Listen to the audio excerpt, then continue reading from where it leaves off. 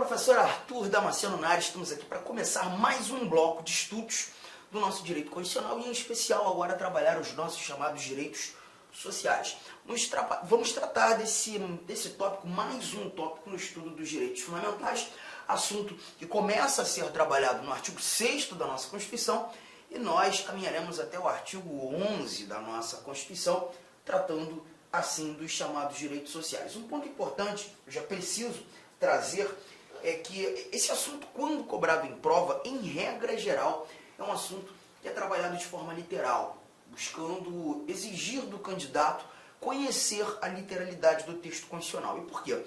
Muitos dos valores que nós estudaremos aqui, eles têm referência tanto com o direito do trabalho quanto do direito previdenciário. E nas provas de direito constitucional, é muito razoável que o examinador não aprofunde no âmbito trabalhista, não aprofunde no âmbito previdenciário e se atenha apenas àquelas informações categoricamente, genuinamente constitucionais. E isso nos conduz à literalidade do texto constitucional. Veremos isso no decorrer do estudo, inclusive quando nós chegarmos ao artigo 7º da Constituição, onde nós iremos encontrar os direitos trabalhistas destinados tanto aos trabalhadores urbanos quanto aos trabalhadores rurais e também, lá no finalzinho, parágrafo único do artigo 7º, aqueles direitos trabalhistas fundamentais que são destinados aos trabalhadores domésticos. O Constituinte também fez menção aos trabalhadores domésticos, inclusive um parágrafo que sofreu uma alteração muito grande, quando da PEC das domésticas, você lembra disso, lá no início dos anos de 2010, precisamente 2012, 2013, uma emenda constitucional fez uma alteração bem legal, trazendo vários outros direitos fundamentais a serem destinados aos trabalhadores domésticos. Bom, vamos lá. Vamos começar aqui então a nossa brincadeira. O artigo 6º já está na tela. Ele traz para a gente o seguinte: são direitos sociais a educação, a saúde, a alimentação, o trabalho, a moradia, o transporte, o lazer, a segurança, a previdência social, a proteção à maternidade e à infância, a assistência aos desamparados na forma desta Constituição. Quando a gente compara esse artigo 6º hoje lido, agora lido, com o artigo 6º original da Constituição de 1988, nós até percebemos que tivemos algumas inserções aqui. A moradia, o transporte, a alimentação, esses três dados, eles não se encontravam presentes na redação original de 88. Eles foram inseridos por emendas constitucionais, o que nos mostra, inclusive, que as emendas constitucionais elas atingem os direitos fundamentais, elas atingem cláusulas pétreas, sim, mas nunca no intuito de se restringir o núcleo essencial da norma ou de se diminuir de forma irrazoável aquilo que é protegido, aquilo que é garantido, justamente em decorrência do princípio da proibição do retrocesso. Tá? Agora, emendas constitucionais podem, sim, inserir novos valores no texto constitucional. Emendas constitucionais podem agregar informações. Isso naturalmente acontece.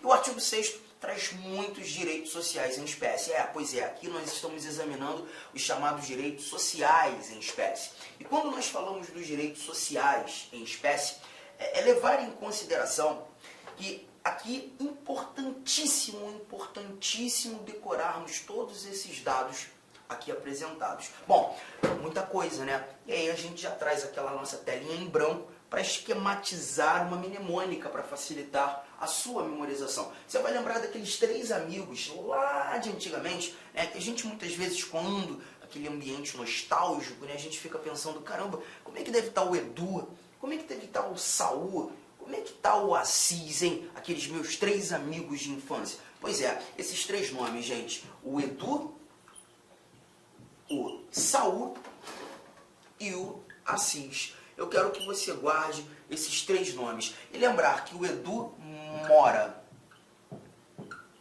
ali, o Saul trabalha lá, transportando, e o Assis prossegue preso. São essas as três frases que você vai levar justamente para o seu esquema mnemônico para facilitar a memorização de todos esses chamados direitos sociais. Arthur, eu só não entendi O que significam essas três frases? Simples demais, olha aqui, ó. Educação, moradia, alimentação, saúde, trabalho, lazer, transporte, a assistência aos desamparados. E quando tratando da assistência aos desamparados, eu faço um primeiro grifo, assistência aos desamparados, a de proteção à maternidade e à infância, a segurança, e encerramos com a previdência social. Bom, os meus asteriscos aqui, justamente para tratar da assistência aos desamparados, e trazer o nosso de proteção à maternidade e à infância. Esses são os dados apresentados no nosso artigo 6º. Cuidado com um detalhe, só para agregar valor àquela minha fala anterior, as questões de direitos sociais, elas são sempre muito literais. Muitas vezes, quando tratando desse artigo 6º, além do examinador exigir de você a memorização de todos esses direitos sociais em espécie, cuidado com as possíveis alterações. Muitas vezes, em algumas questões, nós encontramos proteção à maternidade e à juventude. Não. Perceba que estamos tratando da proteção à maternidade e à infância. Então, são esses dados que você precisa ficar esperto. Isso aqui é um problema para muita gente, mas eu sei que esse problema deixa de sê-lo a partir do momento que a gente faz esse esquema. O Edu mora ali, o Saul trabalha lá transportando e o Assis prossegue preso. Educação, moradia, alimentação, saúde, trabalho, lazer, transporte, assistência aos desamparados, a proteção à maternidade e à infância, a segurança e a previdência social. Tudo bem? Tranquilo? Printou? Print, porque agora a gente vai fazer, né, a análise mais uma vez desse nosso artigo 6º, a leitura que ele nos apresenta. Olha o que temos aqui, o artigo 6º, apresentando para a gente o seguinte, cadê você? São direitos sociais, a educação, a saúde, a alimentação, o trabalho, a moradia, o transporte, o lazer, a segurança, a previdência social, a proteção à maternidade e à infância, assistência aos desamparados na forma desta Constituição. Legal. Eu só vou te pedir também para tomar cuidado com uma coisa. Tanto a moradia quanto o transporte e a alimentação, esses meus 3 grifos, são direitos sociais em espécie que não foram apresentados pelo Constituinte originário. Eles foram inseridos nesse nosso artigo 6º por emenda constitucional. E quando nós temos as inserções desses 3 dados no artigo 6º, isso aqui agrega valor àquilo que já conversamos no artigo 5º da Constituição, quando discutindo a possibilidade das emendas constitucionais irem ao encontro daqueles dispositivos que se apresentam como cláusulas pétreas. Bom, o Supremo Tribunal Federal já concluiu, né, que os direitos fundamentais, e não apenas os direitos e garantias individuais, mas todo o grupo, todo o bloco de direitos fundamentais deve ser visto como cláusula pétrea. As cláusulas pétreas, elas só não podem ter em seus núcleos essenciais restringidos por emenda constitucional. O núcleo essencial diminuído ou até mesmo abolido, mas uma emenda constitucional que tem a pretensão de incluir valores, de dar mais protetividade às normas, inclusive aquelas que versam sobre direitos fundamentais, é sempre de bom grado, sempre de bom grado. Então nós temos aqui 3 dados inseridos por emenda, agregando valor e afastando a ideia do princípio da proibição ao retrocesso. Não seria possível retirar pela proibição do retrocesso, mas incluir sem problema algum. Aqui no nosso próximo parágrafo único, nós encontramos uma informação também recente, incluído pela emenda constitucional 114 de 2021, finalzinho do ano, 2021, precisamente dezembro daquele ano.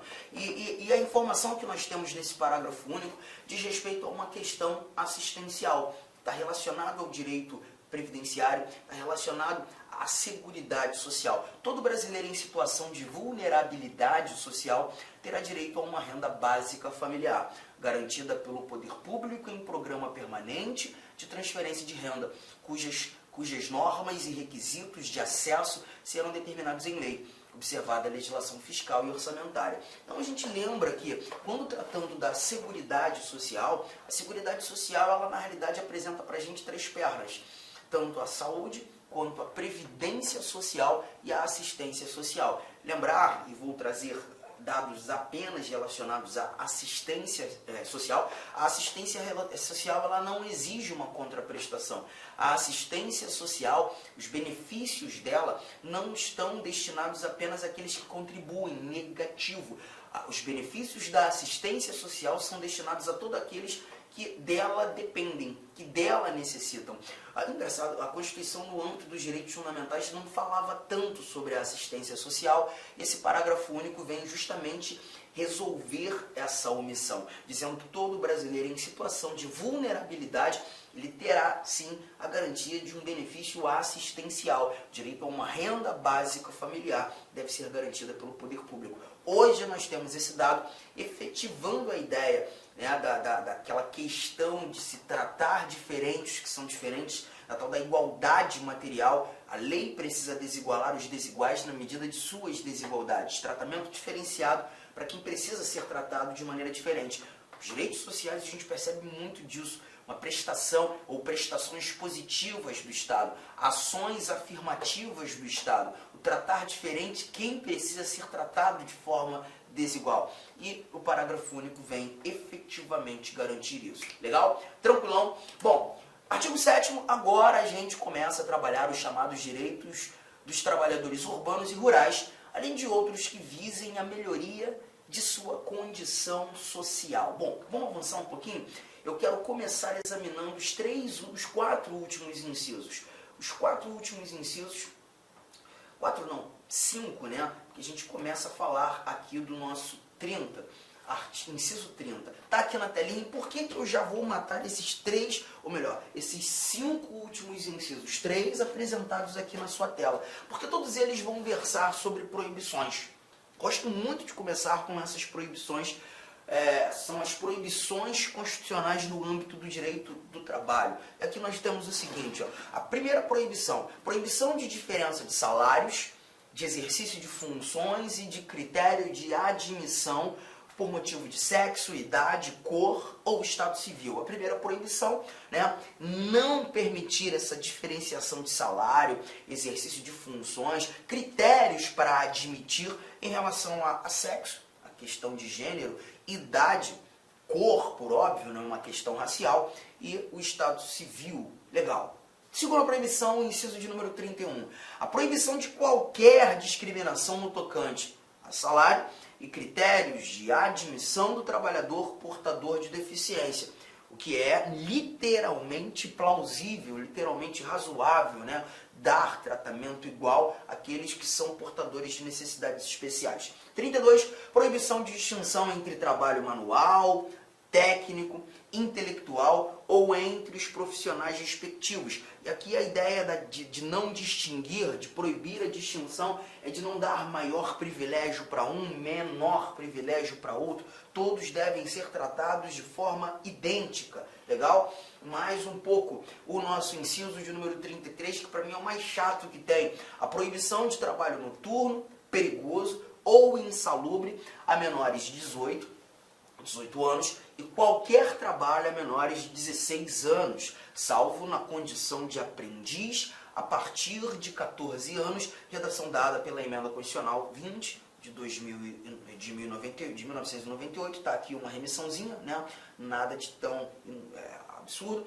E o nosso inciso 34 encerra trazendo a igualdade de direitos entre o trabalhador com vínculo empregatício permanente e o trabalhador avulso. A gente verifica muito disso, né, em final de ano, por exemplo, quando nós temos aqueles trabalhos temporários, né, que serão exercidos por trabalhadores, muitas vezes em lojas, em estabelecimentos comerciais, né, ele já é contratado para atuar durante um período certo, e aí a gente tem uma exigência de igualdade, né? Uma vedação, uma proibição de distinção entre o trabalhador com vínculo empregatício permanente e o trabalhador avulso. Ponto importante, ainda que o inciso 34 não tenha iniciado com a redação proibição, A gente verifica que aqui, quando da exigência de uma igualdade de direitos, nós temos a ideia de se proibir distinção de direitos. Então, por isso digo ser um grupo de proibições. Bom, te falei que o inciso 34 para mim é o mais chato de todos. E é o que muitas vezes perturba o candidato quando da análise de uma questão. Nós vimos 3 idades sendo citadas aqui: 18, 16, 14. E as questões costumam fazer aquela miscelânea, costumam fazer aquela mistureba, trazer as idades de forma equivocada, ou até mesmo estabelecer aquilo que está entre as idades de forma equivocada. Como é que você vai fazer para resolver teu problema? Tela em branco, como de praxe, e lançar aquelas 3 idades. Bateu o branco, você vai lançar os 18, os 16 e os 14, tá? 18, 16, 14. E vai lembrar de alguns detalhes acima dos 18, outros abaixo dos 14. Por exemplo, acima dos 18 eu posso exercer trabalho? Posso fazer alguma coisa? Sim. Acima dos 18 eu posso tudo. Óbvio, desde que seja legal, hein, gente? Pelo amor de Deus. Abaixo dos 14, posso algo? Não posso nada. Devo apenas estudar, tá? E aí eu estou lançando aqui. Tua preocupação vai ser dos dados que nós inseriremos entre os 16 e 18, os 14 e 16. Dos 16 e 18, posso muita coisa? Posso muita coisa. Na realidade, você vai aqui estabelecer uma exceção, exceto o trabalho noturno, o trabalho perigoso e o trabalho insalubre. Isso aqui nós retiraremos. E dos 14 aos 16, você vai lembrar de um apenas, porque dos 14 aos 16, a única possibilidade é o trabalho, o exercício de menor aprendiz. E esses são os dados, um esqueminha rápido que você monta justamente para evitar qualquer tipo de problema nesse contexto. Acima dos 18 eu posso tudo, abaixo dos 14 eu não posso nada. Dos 14 aos 16 apenas aprendiz, dos 16 aos 18 eu posso quase tudo, exceto quando verificando trabalho noturno, trabalho perigoso e o trabalho insalubre. Juntão, tranquilidade, fechou? Bom, vamos então avançar lá para o início de tudo, agora examinar inciso por inciso, fazendo um verdadeiro bate-papo, né? E levando em consideração aqueles dados importantes e devem ser grifados no nosso material. Como te disse, gente, as questões de direitos sociais, inclusive quando examinando esse artigo 7º, elas são muito literais, muito literais. E aqui, inevitavelmente, nós tomaremos um cuidado de não enveredarmos para o estudo do direito do trabalho, que não será exigido no âmbito do direito constitucional. Se você está se preparando para um concurso que traga a exigência do estudo do direito do trabalho, do direito processual do trabalho, outros 500. Aí você vai ter que examinar de maneira mais profunda, como, por exemplo, seguro-desemprego, né, a proteção do trabalho, né, contra a despedida, a dispensa arbitrária sem justa causa, fundo de garantia, 13º, valores que nós encontraremos aqui. Mas aqui o nosso bate-papo vai ser mais literal. Primeiro inciso, o primeiro direito dos trabalhadores urbanos e rurais garantido pelo nosso Constituinte. A relação de emprego protegida contra despedida arbitrária ou sem justa causa nos termos de lei complementar, que preverá a indenização compensatória, dentre outros direitos. Pontos importantes. Você precisa lembrar que estamos falando da despedida arbitrária ou sem justa causa. Lembre-se, gente, que a despedida com justa causa, ou até mesmo aquela despedida em decorrência, que na realidade seria justa causa, né, de uma falta grave praticada pelo trabalhador, ela não vai garantir essa indenização compensatória. Sabemos hoje que essa indenização compensatória gira em torno dos 40%, Arthur, prevista em lei complementar, né? Pois é, um problema que nós temos é que essa lei complementar ela ainda não existe. E justamente por não existir, nós levamos em consideração um dispositivo que está lá no nosso ADCT, no ato das disposições constitucionais transitórias, garantindo recomendação que víamos, né, sob a égide da Constituição anterior, algo que é pretérito à Constituição de 88, até que nasça a legislação complementar, até que nasça a lei complementar para tratar realmente dessa proteção da despedida arbitrária ou sem justa causa. E essa regra pré-existente à Constituição de 88, garantiu os 40%. E é o que nós temos aqui, essa indenização compensatória. Legal? E até então, até o nascer da lei, nós ainda utilizaremos essas regras. Há de se examinar o artigo 10 do ato das disposições constitucionais transitórias. Mas, de novo, fui até além do que deveríamos. O cuidado é você lembrar que há a exigência da criação de lei complementar para que seja implementada efetivamente regras próprias, relação de emprego protegida contra a despedida arbitrária sem justa causa. Seguro-desemprego é algo muito conhecido, mas o cuidado que eu preciso que você guarde é seguro-desemprego apenas destinado a casos de desemprego involuntário. Muitas questões costumam apontar o desemprego voluntário.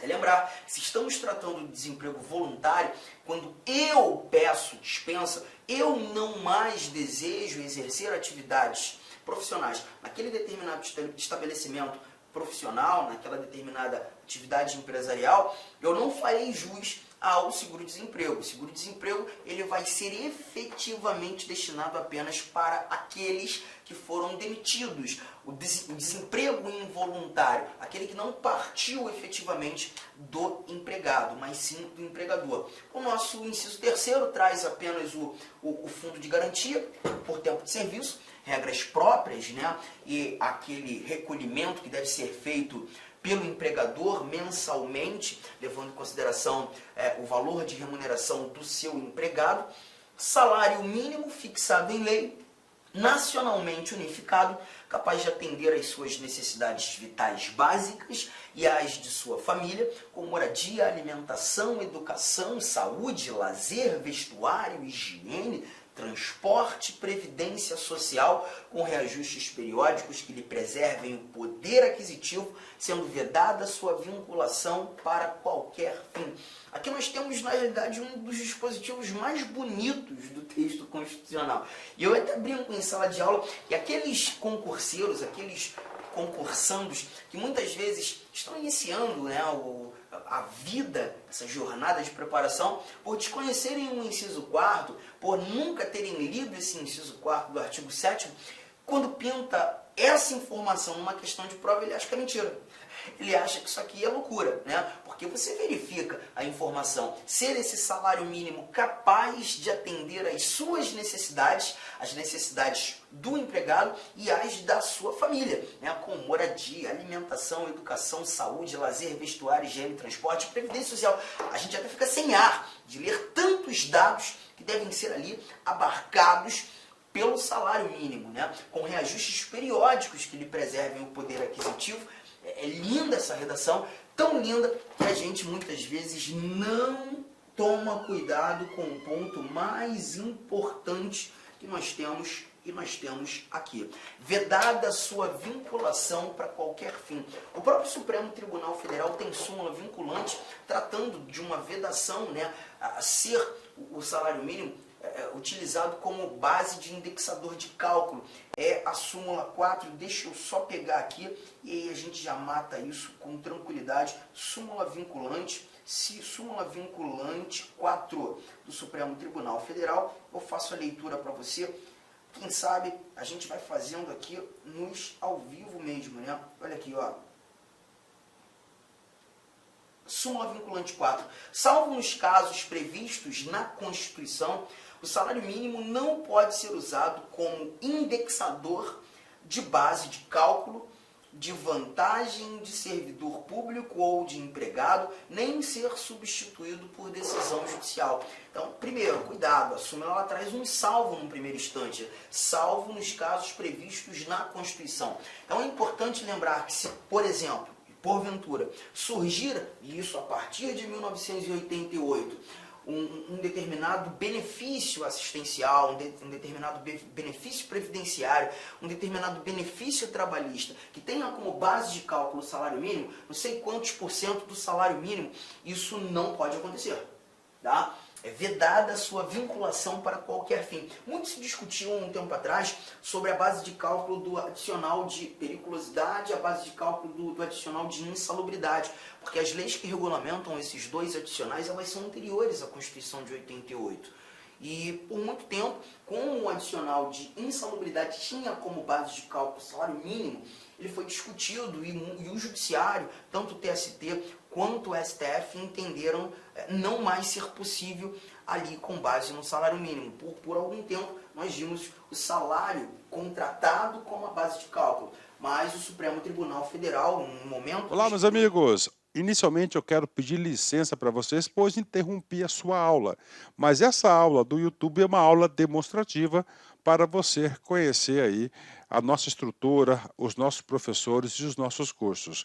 Eu sou o professor Lac, especialista em concursos públicos. Somente em 2022 eu fui aprovado em 7 concursos públicos e a minha meta é buscar 10 aprovações por ano. Eu acho que eu consigo este ano cumprir a minha meta de aprovação. E eu estou aqui para ajudar vocês. Nós aqui da Lá Concurso estamos fazendo a melhor campanha, a campanha de melhor qualidade, mais competitiva para o concurso da Secretaria Municipal de Saúde de Cuiabá. E nós temos aí vários cursos, vou apresentar para vocês rapidamente. Nós temos aqui a opção online, todos os conhecimentos básicos, item a item, sem nenhum item fora do edital, para fechar o edital. 10 parcelas de R$ 35,00, oficial técnico de administração online 10 de 45, técnico de enfermagem 10 de 50 e apoio jurídico 10 de 50. Detalhe, esses cursos nossos online não é aquele transmitido em sala de aula que o cara grava. O nosso não. O nosso é gravação em estúdio com excelente qualidade de áudio, de imagem e de iluminação, claro, também de edição. Tem presencial? Tem presencial. Professor, esse presencial é transmitido ao vivo? Sim. Ah, professor, me adapto mais aí à metodologia de presencial. Não tem problemas. Ele é transmitido ao vivo. Nós temos aí, né? Conhecimentos gerais, todos os cargos. Tem uma promoção aqui bacana. Para quem se matricular até o dia 23/9 vai pagar 10 de R$50. Quem se matricular depois do dia 23, 10 de 75, e a turma presencial Conhecimentos Básicos, iniciando dia 4 de outubro. Tem técnico de enfermagem? Sim, temos técnico de enfermagem também. Mesma coisa, tem a promoção aí, dia 23/9, paga 10 de 70, após o dia 23/9, paga 10 de 120, e o início da turma começa no dia 4/10, né? E claro, a nossa luva de ouro aí, tá certo? O nosso produto master aqui, que é a turma VIP. Essa turma VIP tem todo um diferencial, onde eu, professor Lac, coloco toda a minha experiência e dedicação. Só de conhecimentos específicos são 15 aulas minhas. Essa turma aqui é para, cara, o cara que cumprir, o cara que assistir esse curso, participar, cara, eu tenho muita confiança e muita certeza que ele vai sair muito bem e ele vai ter todas as condições de ser aprovado. Beleza, pessoal? Então, essa aqui é uma chamadazinha aí. Até aqui embaixo tem um link para você falar diretamente com o nosso atendente. Qualquer coisa, você vai no nosso Instagram.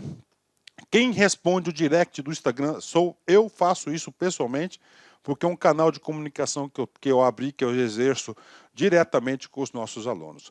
Valeu, meus amigos. Então, venham estudar conosco.